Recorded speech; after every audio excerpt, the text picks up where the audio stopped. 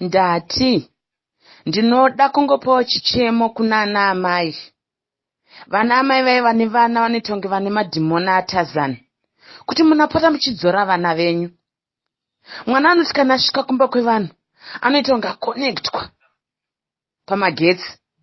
Unomuona kuti uyu karamata pamasofa, oti karamata patebho, ojambira kufiriji. Avhura firiji iya, ona mune chiziwe, ona mune dringi, ona mune apple kana maorange, obva ati zimere kwetsu. Kuti anga arumwa nerize. Otongoti ndinoda orange, ndinoda apple. Asati atombopedza izvozvo kana kumedza chaiko. Ona poloni. Oti ndinoda futi poloni.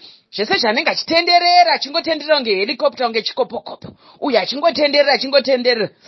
Apedza izvozvo, unokaonako kasimuka. Kakananga kumakabinetsi. Konovhura imomo, kuona pamwe mune mabhiskits kana macrisps. Obva akanda mapoloni aye nemaorange zvanga akabata uko. Obva atanga kuya akabata mapaketsi aye zvino. Ndikuda machipisini, ndinoda mabhisikitsi.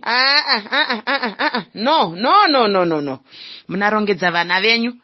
Hatidi kupinda bhizi isusu kuti kana mauya nevana venyu vasingaterere vana yavo vanoita kupatrola kunge zvinonzi cabinet and fridge police whatever. Totanga kunamata kuti Jehovha Mwari. Ndokumbira kuti amai ava vasimuke pane dzino nguva vaoneke vachiti vakuenda kumba kwavo no asikana aiwa no. Hatidi zvinhu zvakadaro ba isusu. Ipapo unenge uchiona amai vacho vanenge vakaleza iwe. Vanenge vakaleza kuti vange vakatyorwa mitezo iyi nedemo kuti rabata. Ngoti ende uyu nhai zvanoita asikana. Ende uyu. Obva utaura nezita.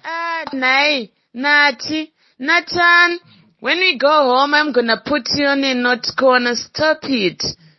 Ende uyu zvanoita asikana. Hamumbomugona. Please. Please, gona vana venyu. Kana muchizoti mima magoneka. Isu tisinozovagona. Please, rongedze vana venyu. Teach them to behave. Kana svika kumba kwevanhu, anogarawo sevanhu.